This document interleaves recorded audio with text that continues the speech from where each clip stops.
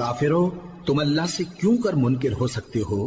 جس حال میں کہ تم بے جان تھے تو اس نے تم کو جان بخشی، پھر وہی تم کو مارتا ہے، پھر وہی تم کو زندہ کرے گا، پھر تم اسی کی طرف لوٹائے جاؤ گے۔ وہی تو ہے جس نے سب چیزیں جو زمین میں ہیں تمہارے لیے پیدا کی، پھر آسمانوں کی طرف متوجہ ہوا تو ان کو ٹھیک ٹھیک 7 آسمان بنا دیا، اور وہ ہر چیز سے خبردار ہے۔ اور وہ وقت یاد کرنے کے قابل ہے جب تمہارے پروردگار نے فرشتوں سے فرمایا کہ میں زمین میں اپنا نائب بنانے والا ہوں۔ انہوں نے کہا، کیا تو اس میں ایسے شخص کو نائب بنانا چاہتا ہے جو خرابیاں کرے اور کچھ تو خون کرتا پھرے؟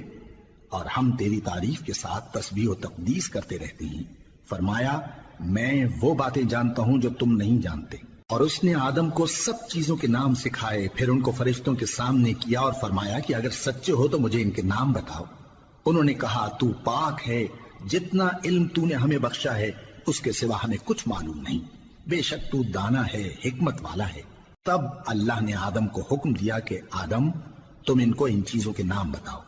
سو جب انہوں نے ان کو ان کے نام بتائے تو فرشتوں سے فرمایا، کیا میں نے تم سے نہیں کہا تھا کہ میں آسمانوں اور زمین کی سب پوشیدہ باتیں جانتا ہوں، اور جو تم ظاہر کرتے ہو اور جو پوشیدہ کرتے ہو سب مجھ کو معلوم ہے۔ اور جب ہم نے فرشتوں کو حکم دیا کہ آدم کے آگے سجدہ کرو تو وہ سب سجدے میں گر پڑے مگر شیطان نے انکار کیا اور غرور میں آ کر کافر بن گیا۔ اور ہم نے کہا کہ اے آدم، تم اور تمہاری بیوی بہشت میں رہو اور جہاں سے چاہو بے روک ٹوک کھاؤ پیو، لیکن اس درخت کے پاس نہ جانا، نہیں تو ظالموں میں ہو جاؤ گے۔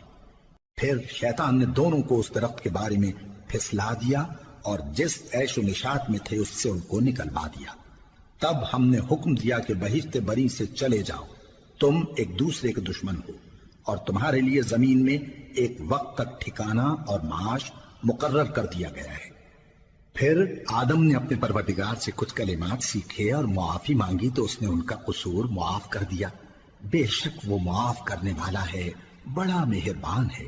ہم نے فرمایا کہ تم سب یہاں سے اتر جاؤ، جب تمہارے پاس میری طرف سے ہدایت پہنچے تو اس کی پیروی کرنا، کہ جنہوں نے میری ہدایت کی پیروی کی ان کو نہ کچھ خوف ہوگا اور نہ وہ غمناک ہوں گے، اور جنہوں نے اس کو قبول نہ کیا اور ہماری آیتوں کو جھٹلایا وہ دوزخ میں جانے والے ہیں اور وہ ہمیشہ اس میں رہیں گے۔ اے آل یعقوب، میرے وہ احسان یاد کرو جو میں نے تم پر کیے تھے، اور اس اقرار کو پورا کرو جو تم نے مجھ سے کیا تھا۔ میں اس اقرار کو پورا کروں گا جو میں نے تم سے کیا تھا، اور مجھی سے ڈرتے رہو۔ اور جو کتاب میں نے اپنے رسول محمد صلی اللہ علیہ وآلہ وسلم پر نازل کی ہے، جو تمہاری کتاب یعنی تورات کو سچا کہتی ہے، اس پر ایمان لاؤ اور اس سے منکر اول نہ بنو، اور میری آیتوں میں تحریف کر کے ان کے بدلے تھوڑی سی قیمت یعنی دنیاوی منفعت نہ حاصل کرو، اور مجھی سے خوف رکھو، اور حق کو باطل کے ساتھ نہ ملاؤ، اور سچی بات کو جان بوجھ کر نہ چھپاؤ، اور نماز پڑھا کرو اور زکوٰۃ دیا کرو، اور اللہ کے آگے جھکنے والوں کے ساتھ جھکا کرو۔ یہ کیا عقل کی بات ہے کہ تم لوگوں کو نیکی کرنے کو کہتے ہو اور اپنے تئیں فراموش کیے دیتے ہو، حالانکہ تم اللہ کی کتاب بھی پڑھتے ہو؟ کیا تم سمجھتے نہیں؟